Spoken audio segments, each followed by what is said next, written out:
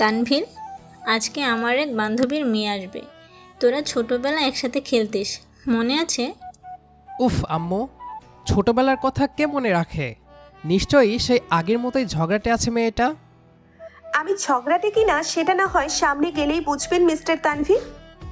আম্মুর বান্ধবীর সেই চঞ্চল মেয়েটি যখন জীবনের অর্ধাঙ্গিনী হয়ে আসে, তখন ঠিক কতটা মিষ্টি হয় সেই রসায়ন জানতে হলে দেখুন ছোটবেলার বান্ধবী যখন আদুরে বউ। সকালটা আজ অদ্ভুত রকমের শান্ত। বারান্দায় বসে চায়ের কাপ হাতে আকাশের দিকে তাকিয়েছিলাম। শীতের শেষ দিকের নরম রোদটা বারান্দার মেঝেতে পড়ে এক অদ্ভুত উষ্ণতা তৈরি করেছে। চারপাশে পাখিদের ডাক, সব মিলিয়ে যেন খুব সাধারণ একটা সকাল। আমি চায়ের কাপটা ঠোঁটে তুলতেই হঠাৎ ভেতর থেকে আম্মুর ডাক ভেসে এলো। তানভীর, একটু এদিকে আয় তো। আমি একটু বিরক্ত মুখে বললাম, কি হলো আবার সকাল সকাল? আয় এদিকে। ড্রয়িং রুমে ঢুকতেই দেখি আম্মু খুব খুশি খুশি মুখে বসে আছে। আমি অবাক হয়ে বললাম, কি হয়েছে, এত খুশি কেন আজ? আজকে আমার একটা খুব কাছের বান্ধবী আসবে আমাদের বাসায়।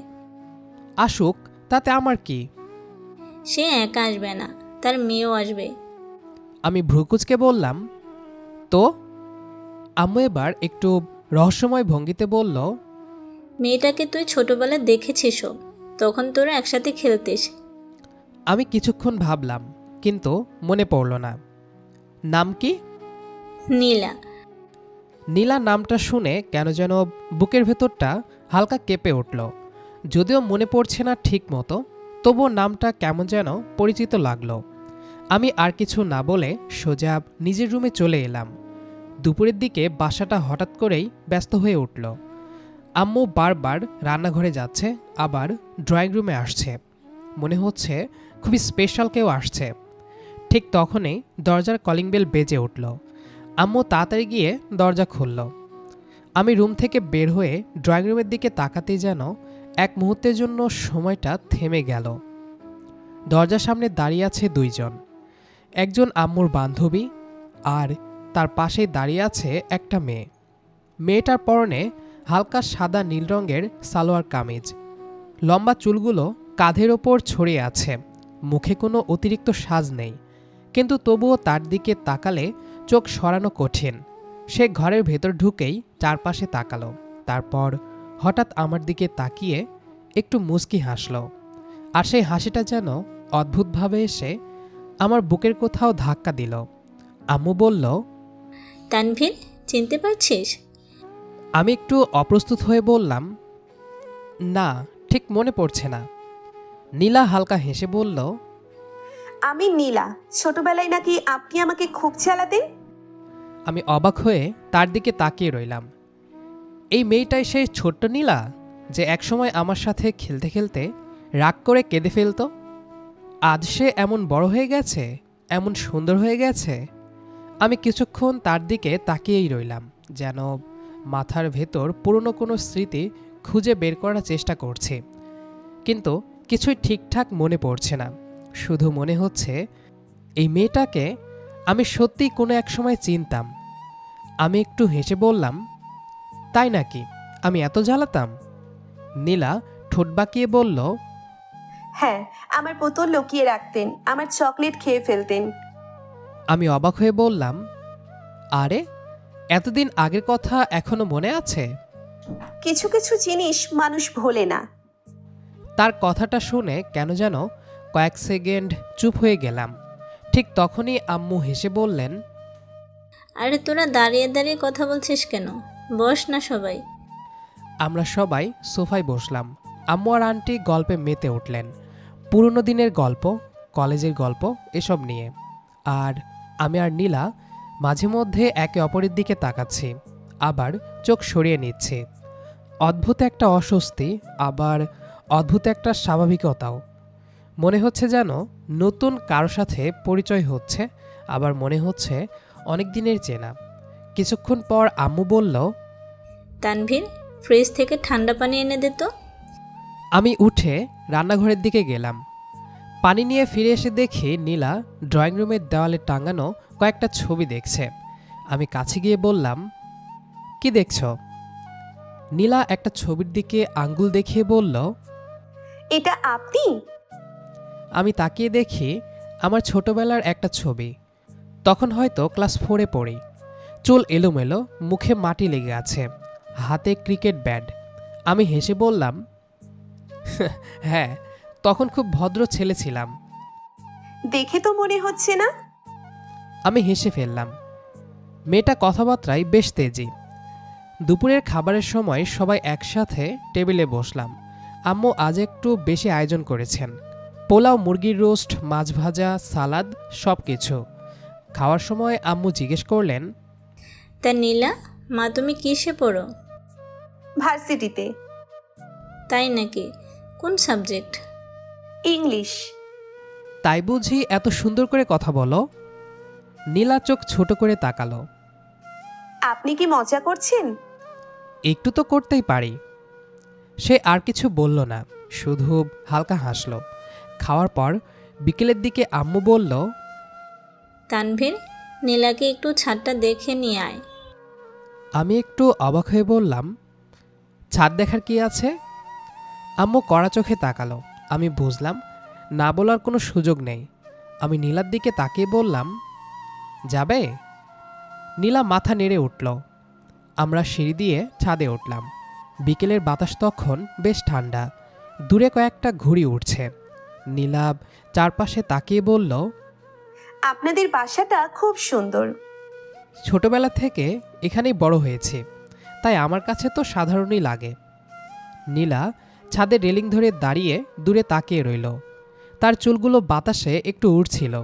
আমি হঠাৎ বললাম, তোমার কি ছোটবেলার কিছু মনে আছে? নীলা একটু ভেবে বলল, কিছু কিছু আছে। যেমন? আপনি একবার আমাকে ভয় দেখাতে গিয়ে নিজেই ভয় পেয়ে কেঁদে ফেলেছিলেন। তুমি এসব মনে রেখেছ? তখন খুব ছোট ছিলাম, কিন্তু কিছু ঘটনা মনে থেকে যায়। ছোটবেলায় মনে হয় তুমি কথায় কথায় কাঁদতে। নীলা মুখ বাঁকিয়ে বলল, এখনো কাঁদি। এখনো কি নালিশ করবে আম্মুর কাছে? দরকার হলে করব। আমরা দুজনেই হেসে ফেললাম। সেদিনের পর থেকে অদ্ভুতভাবে নীলাদের আসা যাওয়া একটু বেড়ে গেল। আন্টি মাঝে মাঝে আসতেন, আর কখনো কখনো নীলা একাই আম্মুর সাথে দেখা করতে চলে আসতো। প্রথম দিকে আমাদের কথা খুব সাধারণই ছিল, কখনো আবহাওয়া নিয়ে, কখনো পড়াশোনা নিয়ে, আবার কখনো ছোটবেলার গল্প নিয়ে। কিন্তু ধীরে ধীরে একটা স্বাভাবিক বন্ধুত্ব তৈরি হয়ে গেল। একদিন সন্ধ্যায় আমি বারান্দায় বসে ফোন দেখছিলাম। ঠিক তখনই দরজায় বেল বাজলো। দরজা খুলে দেখি নীলা দাঁড়িয়ে আছে। আমি অবাক হয়ে বললাম, তুমি? আর একা? হ্যাঁ, আম্মু পরে আসবে। ভেতরে আসো। সে ভেতরে ঢুকে জুতা খুলে রাখলো। তারপর হালকা হাসি দিয়ে বলল, কি করছিলে? কিছু না, সময় নষ্ট করছিলাম। তুমি মনে হয় সবসময় একটু অলস। অলস না, একটু শান্ত টাইপের। নীলা ঘরে চারপাশে তাকালো, যেন কিছু খুঁজছে। তারপর সোফায় বসে বলল, আন্টি কোথায়? রান্নাঘরে। তুমি বসো, আমি ডেকে দিচ্ছি। আমি ভেতরে গিয়ে আম্মুকে বললাম, আম্মু, নীলা এসেছে। আম্মু একটু অবাক হয়ে বললেন, একা এসেছে? বলছে আন্টি পরে আসবে। আম্মু হাত মুছতে মুছতে ড্রয়িং রুমে চলে এলেন। আরে নীলাম্মা, কখন এসেছো? এই তো মাত্র আন্টি, ভাবলাম দেখা করে যাই। খুব ভালো করেছো। তারপর আমার দিকে তাকিয়ে বললেন, তানভীর, ওর জন্য চা বানিয়ে নিয়ে আয়। আমি একটু অবাক হয়ে বললাম, আমি? আম্মু কড়া চোখে তাকালেন। আমি আর কিছু না বলে রান্নাঘরের দিকে চলে গেলাম। কিছুক্ষণ পর 2 কাপ চা নিয়ে ফিরে এলাম। নীলা কাপটা হাতে নিয়ে বলল, ধন্যবাদ। আমি মজা করে বললাম, এত ভদ্র হওয়ার দরকার নেই। নীলা হেসে ফেলল। তার হাসিটা খুব স্বাভাবিক, কোনো অভিনয় নেই। আমরা 3 জন কিছুক্ষণ গল্প করলাম। তারপর আম্মু রান্নাঘরে চলে গেলেন। ড্রয়িং রুমে তখন শুধু আমি আর নীলা। কিছুক্ষণ নীরবতা থাকলো। নীলা কাপের দিকে তাকিয়ে চুমুক দিচ্ছিল। আমি হঠাৎ বললাম, ভার্সিটির লাইফ কেমন? মোটামুটি ভালোই। ক্লাস, অ্যাসাইনমেন্ট, বন্ধুদের সাথে আড্ডা, সব মিলিয়ে সময় চলে যায়। বন্ধুবান্ধব বেশি? কয়েকজন আছে, তবে খুব বড় সার্কেল না। ভালোই। বেশি বন্ধু হলে ঝামেলাও বেশি হয়। মনে হচ্ছে তোমার অভিজ্ঞতা আছে। তেমনটা না। তুমি কি করো এখন? বাবার ব্যবসা দেখি, আর নিজের কিছু কাজ আছে। কেমন কাজ? ছোটোখাটো অনলাইন কাজ, খুব বড় কিছু না। তবুও ভালো, নিজের কিছু করা সব সময় ভালো। আমি বুঝতে পারছিলাম মেয়েটা কথাবার্তায় খুবই স্বাভাবিক, কোনো অহংকার নেই। কথা বলতে বলতে সময় কখন কেটে গেল টেরই পেলাম না। ঠিক তখনই বাইরের দরজায় বেল বাজল। নীলা উঠে দাঁড়িয়ে বলল, মনে হয় আম্মু এসেছে। আমি দরজা খুলতেই দেখি আন্টি দাঁড়িয়ে আছেন। আসসালামু আলাইকুম আন্টি। ওয়ালাইকুম আসসালাম। কেমন আছো বাবা? আলহামদুলিল্লাহ ভালো আন্টি। আন্টি ভেতরে ঢুকে বসলেন। আম্মু এসে আন্টির সাথে গল্প শুরু করলেন। আমি তখন চুপচাপ পাশে বসেছিলাম। মাঝে মাঝে নীলা আমার দিকে তাকাচ্ছিল, আবার অন্যদিকে চোখ সরিয়ে নিচ্ছিল। সন্ধ্যার পর তারা চলে গেল। বাড়ি আবার আগের মতো শান্ত হয়ে গেল। এরপরের কয়েক সপ্তাহে নীলার সাথে মাঝে মাঝেই দেখা হতে লাগলো। কখনো সে আম্মুর সাথে দেখা করতে আসে, কখনো আন্টির সাথে আসে। আমাদের কথাবার্তাও ধীরে ধীরে স্বাভাবিক হয়ে গেল। প্রথমে সে অস্বস্তিটা আর নেই। এখন আমরা সহজেই কথা বলতে পারি। একদিন বিকেলে আমি ছাদে দাঁড়িয়ে ফোনে কথা বলছিলাম। কিছুক্ষণ পর সিঁড়ির শব্দ পেলাম। পেছনে তাকিয়ে দেখি নীলা উঠছে। আমি অবাক হয়ে বললাম, তুমি এখানে? নিচে আন্টি বললেন তুমি ছাদে আছো, তাই চলে এলাম। সে এসে রেলিংয়ের পাশে দাঁড়ালো। বাতাস তখন একটু জোরে বইছে। নীলা আকাশের দিকে তাকিয়ে বলল, এই সময়টা আমার খুব ভালো লাগে। কেন? বিকেলের শেষ আলোয় চারপাশে একটু শান্ত হয়ে যায়, মনে হয় সময়টা ধীরে ধীরে চলছে। বাতাসে নীলার চুলগুলো একটু এলোমেলো হয়ে উঠছে। সে এক হাত দিয়ে চুল সরিয়ে আবার আকাশের দিকে তাকালো। আমি হালকা হেসে বললাম, তুমি বেশ অদ্ভুতভাবে জিনিসগুলো দেখো। অদ্ভুত কেন? কারণ বেশিরভাগ মানুষ এই সময়টা শুধু মোবাইল নিয়ে বসে থাকে, আর তুমি আকাশ দেখছো। মাঝে মাঝে চারপাশটাও দেখতে হয়, না হলে মানুষ নিজের মধ্যেই আটকে যায়। তার কথাটা শুনে মনে হলো মেয়েটা শুধু কথা বলার জন্য কথা বলে না, ভেবেচিন্তে বলে। আমি রেলিংয়ে ভর দিয়ে দাঁড়িয়ে বললাম, তুমি কি সবসময় এত সিরিয়াস? না, তবে সবকিছু নিয়ে হাসাহাসিও করতে পারি না। আমি একটু মজা করে বললাম, তাই নাকি? আমি তো ভেবেছিলাম তুমি খুব রাগী টাইপের। আমি রাগী? প্রথম দিন থেকেই তো মনে হচ্ছে। নীলা কিছুক্ষণ আমার দিকে তাকিয়ে রইল, তারপর হঠাৎ হেসে ফেলল। তাহলে তুমি মানুষ চেনাই খুব দুর্বল। সেটা তো এখন বুঝতেই পারছি। আমরা দুজনেই একটু হাসলাম। কিছুক্ষণ নীরবতা নেমে এলো। নিচের রাস্তা থেকে মানুষের কথা বলার শব্দ ভেসে আসছে। নীলা নিচের দিকে তাকিয়ে বলল, তোমাদের এই এলাকা বেশ শান্ত। সন্ধ্যার পর তো আরও শান্ত হয়ে যায়। ভালোই লাগে, খুব বেশি কোলাহল আমার পছন্দ না। আমারও না। ঠিক তখনই নিচ থেকে আম্মুর ডাক ভেসে এলো। তানভীর, আমি নিচের দিকে তাকিয়ে বললাম, আসছি। তারপর নীলার দিকে তাকিয়ে বললাম, যাবে? নীলা মাথা নেড়ে সিঁড়ির দিকে হাঁটতে লাগলো। আমরা ধীরে ধীরে নিচে নেমে এলাম। ড্রয়িং রুমে এসে দেখি আম্মু আর আন্টি চা খাচ্ছেন। আম্মু আমাদের দেখে বললেন, কি রে, এতক্ষণ ছাদে কি করছিলি? কিছু না, গল্প করছিলাম। আন্টি চায়ের কাপটা নামিয়ে রেখে মুচকি হেসে বললেন, গল্প এতই জমে গিয়েছিল নাকি? আমি কিছু বললাম না, শুধু হালকা হাসলাম। নীলা তখন চুপচাপ এসে সোফায় বসে পড়েছে। তার মুখের স্বাভাবিক ভাব থাকলেও বোঝা যাচ্ছিল সে একটু লজ্জা পাচ্ছে। ড্রয়িং রুমে তখন খুব সাধারণ একটা পরিবেশ। আম্মু আর আন্টি নিজেদের মধ্যে পুরনো দিনের গল্প করছেন, আর আমি আর নীলা মাঝে মধ্যে একে অপরের দিকে তাকাচ্ছি, কিন্তু কিছুক্ষণ পর আমি লক্ষ্য করলাম আম্মু আর আন্টি মাঝে মাঝে আমাদের দুজনের দিকেই তাকাচ্ছেন, যেন কিছু একটা ভাবছেন। আমি সেটা তেমন গুরুত্ব দিলাম না। ঠিক তখনই আম্মু হঠাৎ বললেন, শোন তোরা, একটা কথা বলি। বলো। আন্টি একটু হেসে বললেন, আসলে আমরা অনেক দিন ধরেই একটা কথা ভাবছিলাম। কি কথা? আম্মু এবার একটু গম্ভীর হয়ে আমার দিকে তাকালেন, তারপর খুব স্বাভাবিক গলায় বললেন, আমরা ভাবছিলাম যদি তোর আর নীলার বিয়ের কথা ভাবা যায়। কথাটা এত হঠাৎ করে বলা হলো যে কয়েক সেকেন্ড আমি কিছুই বুঝে উঠতে পারলাম না। ড্রয়িং রুমে হঠাৎ যেন একদম নীরবতা নেমে এলো। আমি অবাক হয়ে তাকিয়ে রইলাম নীলার দিকে। নীলাও ঠিক আমার মতোই অবাক হয়ে গেছে। তার চোখ বড় বড় হয়ে গেছে, মনে হচ্ছে সেও এই কথাটা একদমই আশা করেনি। আমি ধীরে বললাম, কি বললে? আরে বাবা, আমরা তো শুধু ভাবনা থেকে বললাম। তোরা তো ছোটবেলা থেকে একে অপরকে চিনিস, আর এখন তো দেখছি তোদের মধ্যে বেশ ভালো বন্ধুত্ব হয়ে গেছে। নীলা তখনও চুপচাপ বসে আছে। আমি বুঝতে পারছিলাম পরিস্থিতিটা আমাদের দুজনের জন্যই অস্বস্তিকর হয়ে গেছে। আমার মাথার ভেতর হঠাৎ অনেক চিন্তা ঘুরতে লাগলো। এই কয়েক সপ্তাহে নীলার সাথে কথা হয়েছে, সময় কেটেছে, কিন্তু বিয়ে, এটা তো অনেক বড় একটা বিষয়। আমি ধীরে ধীরে উঠে দাঁড়ালাম, তারপর সোজা নিজের রুমে চলে এলাম। রুমে এসে দরজা বন্ধ করে কিছুক্ষণ চুপচাপ দাঁড়িয়ে রইলাম।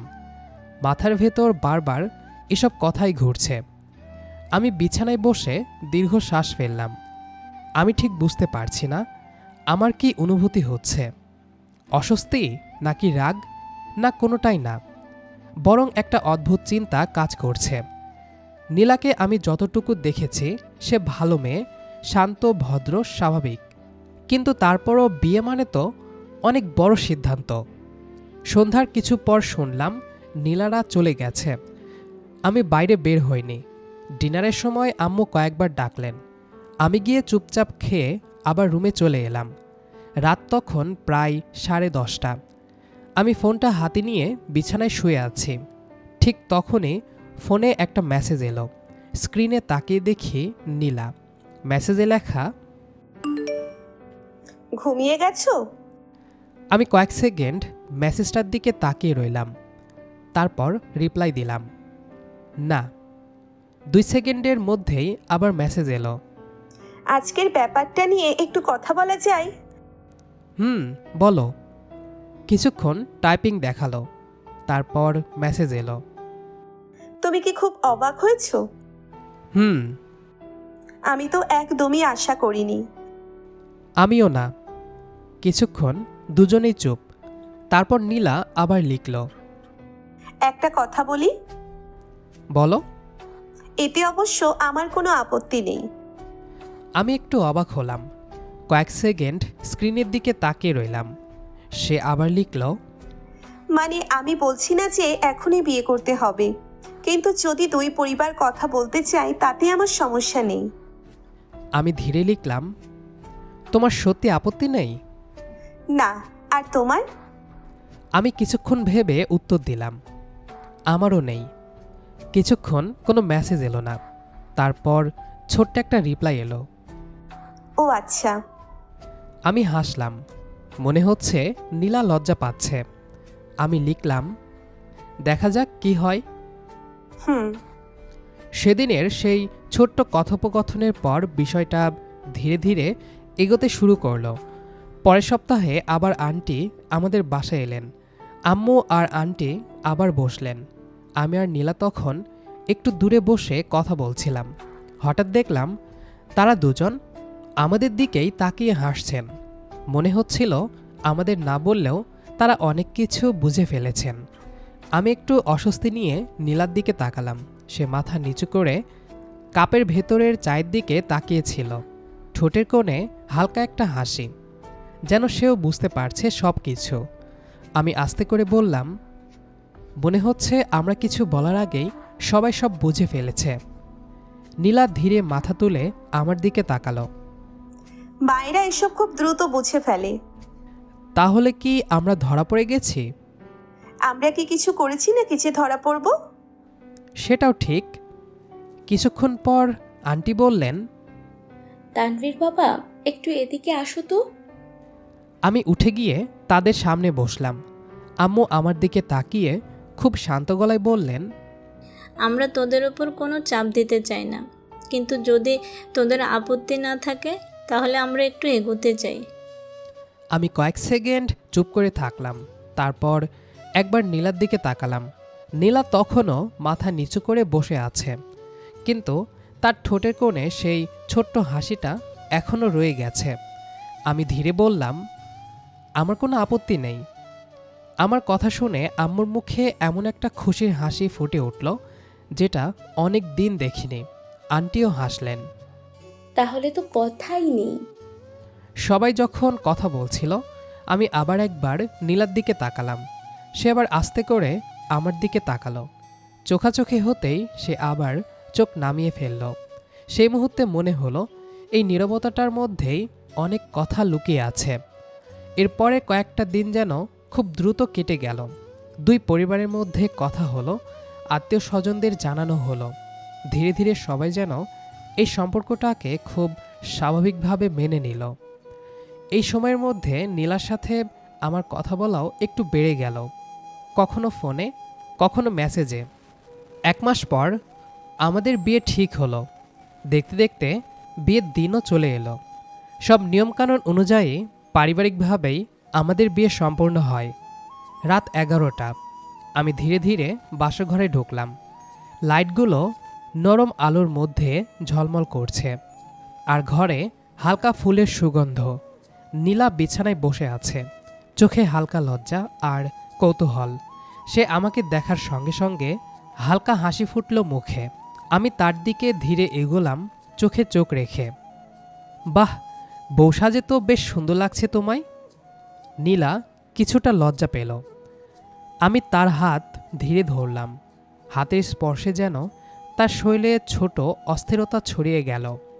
আমি তার চোখের গভীরে তাকিয়ে বললাম, এত লজ্জা আসে কোথায় থেকে? এতদিনের পরিচিত আর আজ যেন সব নতুন। আমরা ছোটবেলা থেকে একে অপরকে চিনি, আর আজ আরেকটা অধ্যায় শুরু হচ্ছে। নীলা লজ্জা মিশিয়ে হেসে বলল, হ্যাঁ, তবে এখন থেকে সবকিছু আরো কাছের মনে হচ্ছে। সবে তো শুরু, এখন আরও অনেক কিছু বাকি। শুরুটা ধীরে ধীরে হলেই ভালো। ঠিক আছে, তাই না হয় করলাম। কারণ শুনেছি সবুরের ফল সবসময় মিষ্টি হয়। ভোরের নরম আলো জানালা দিয়ে এসে আমাদের ঘরে ঢুকেছে। চোখ খুলতেই নীলার দিকে তাকালাম। সেও সবেমাত্র ঘুম থেকে উঠেছে, চোখে হালকা লজ্জা আর কৌতূহল। Good morning. নীলা চোখ একটু কসলাতে কসলাতে আমার দিকে তাকালো, তারপর হালকা হেসে বলল, গুড মর্নিং। তার মুখে সেই লাজুক হাসিটা এখনও রয়ে গেছে। মনে হচ্ছে সেও এখনও নতুন এই সম্পর্কটার সাথে মানিয়ে নিতে চেষ্টা করছে। আমি একটু মজা করে বললাম, কি ব্যাপার, বিয়ের পরের প্রথম সকাল, কেমন লাগছে মিসেস নীলা তানভীর? নীলা সাথে সাথে বালিশ দিয়ে হালকা একটা মাইট দিল। প্লিজ এসব বলো না, লজ্জা লাগছে। ঠিক আছে ঠিক আছে, কিন্তু একটা কথা বলো তো, কি? তুমি কি সত্যি আমার সাথে সারা জীবন থাকতে রাজি হয়েছ? এখনো সন্দেহ আছে নাকি? একটু তো আছে। তাহলে গত রাতে এত সাহস করে হাত ধরেছিলে কিভাবে? আমি কিছু বলতে যাব, ঠিক তখনই দরজার বাইরে থেকে আম্মুর গলা শোনা গেল। তানভীর, উঠেছিস? আমি আর নীলা দুজনেই চমকে গেলাম। আমি দরজা খুলতে দেখি আম্মু দাঁড়িয়ে আছেন, মুখে বড়সড় হাসি। কী রে, এত দেরি? সকাল তো অনেক হয়ে গেছে। আম্মু, এখন কয়টা বাজে? 8:30। মাত্র? আর কত ঘুমাবি? নিচে সবাই অপেক্ষা করছে। পেছন থেকে নীলাও দরজার কাছে এসে দাঁড়ালো। তাকে দেখে আম্মু আরও খুশি হয়ে বললেন, কেমন আছিস রে মা? নীলা একটু লজ্জা পেয়ে বলল, ভালো আছি আন্টি। এখন আর আন্টি না, আম্মু বলবে। আচ্ছা আম্মু। আম্মুর মুখে তখন এমন এক আনন্দের হাসি ফুটে উঠল যেন তিনি অনেক দিন ধরে এই কথাটা শোনার অপেক্ষায় ছিলেন। নিচে নামতে দেখে ডাইনিং টেবিলে সবাই বসে আছে। আমাকে দেখে আমার এক কাজিন বলল, ওহে, বর সাহেব অবশেষে হাজির। ভাবি, ভাইয়াকে সামলানো কিন্তু সহজ না। নীলা একটু লজ্জা পেয়ে আমার দিকে তাকালো। আমি হেসে বললাম, ওকে এত কিছু বলিস না, নতুন মানুষ, ভয় পেয়ে যাবে।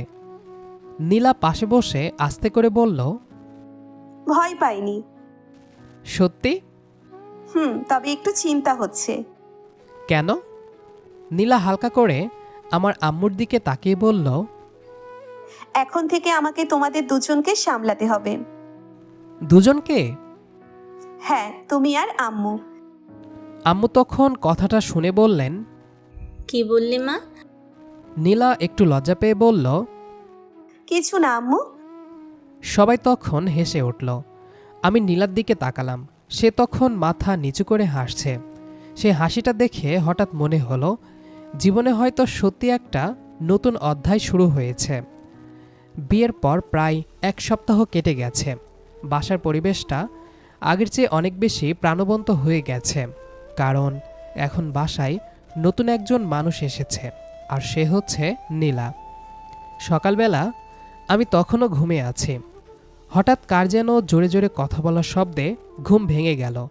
চোখ মেলতেই শুনি বাইরে আম্মুর গলা। আরে নীলা, এত সকালে উঠেছিস কেন? ঘুম ভেঙে গেছে আম্মু। তাও আবার রান্নাঘরে চলে এসেছিস?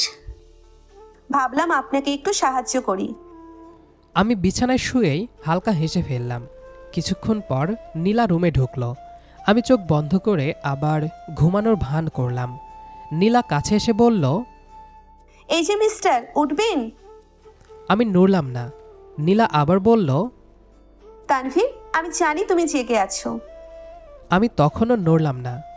হঠাৎ ঠান্ডা একটা হাত আমার গালে লাগলো। আমি লাফ দিয়ে উঠে বললাম, আরে এটা কি? এত ডাকলাম উঠছো না, তাই ভাবলাম একটু স্পেশাল পদ্ধতি ব্যবহার করি। বিয়ের আগে তো এত অত্যাচার করো নাই। বিয়ের আগে তো আমি তোমার বউ ছিলাম না। আমি কিছু বলার আগেই বাইরে থেকে আবার আম্মুর ডাক এলো। তানভীর, নাস্তা করবি না? আসছি আম্মু। নিচে গিয়ে দেখি টেবিল ভর্তি নাস্তা, পরোটা, ডিম, চা। আমি বসতেই আম্মু বললেন, আজকে নীলা পরোটা বানিয়েছে, দেখ কত সুন্দর হয়েছে। আমি অবাক হয়ে নীলার দিকে তাকালাম। তুমি পরোটা বানাতে পারো? নীলা একটু গর্ব করে বলল, হ্যাঁ। আমি একটা পরোটা ছিঁড়ে মুখে দিলাম। 2 সেকেন্ড পর বললাম, আম্মু সত্যি কথা বলো, এটা কি নীলার বানানো? হ্যাঁ। তাহলে বুঝলাম কেন একটু অদ্ভুত লাগছে। নীলা সঙ্গে সঙ্গে আমার দিকে তাকালো। কি বললে? কিছু না, বললাম অনেক মজা হয়েছে। নীলা টেবিলের নিচে পা দিয়ে আমাকে একটা কিক দিল। আমি চমকে উঠলাম। আম্মু অবাক হয়ে বললেন, কি হলো? কিছু না, চাটা গরম ছিল। নীলা মুখ নিচু করে হাসছে। তখন আম্মু বললেন, শোন তানভীর, নীলাকে কিন্তু কষ্ট দিবি না। আমি আবার কষ্ট দিচ্ছি কখন? আমি সব বুঝি। নীলা তখন একটু নাটকীয় ভঙ্গিতে বলল, না না আম্মু, উনি খুব ভালো। দেখেছো, বউ আমার পক্ষে কথা বলছে। মোটেও না, আমি তো অল টাইম আম্মুর পক্ষে। এই না হলে আমার বৌমা। বন্ধুরা, কেমন লাগলো তানভীর আর নীলার এই মিষ্টি মধুর ভালোবাসার গল্পটি? আমাদের জীবনেও এমন অনেক ছোটবেলার স্মৃতি থাকে যা বড় হয়ে এক চমৎকার পরিণতির রূপ নেয়। গল্পের কোন অংশটি আপনার সবচেয়ে বেশি ভালো লেগেছে তা কমেন্ট করে আমাদের জানাতে ভুলবেন না। ভিডিওটি ভালো লাগলে লাইক দিন এবং সাবস্ক্রাইব করে আমাদের পরিবারের সদস্য হয়ে যান। আপনার বন্ধুদের সাথেও এই আদুরে গল্পের ভিডিওটি শেয়ার করুন। খুব শীঘ্রই দেখা হবে নতুন কোনো এক গল্পের সাথে। ততক্ষণ পর্যন্ত সবাই ভালো থাকুন, নিজের যত্ন নিন। আল্লাহ হাফেজ।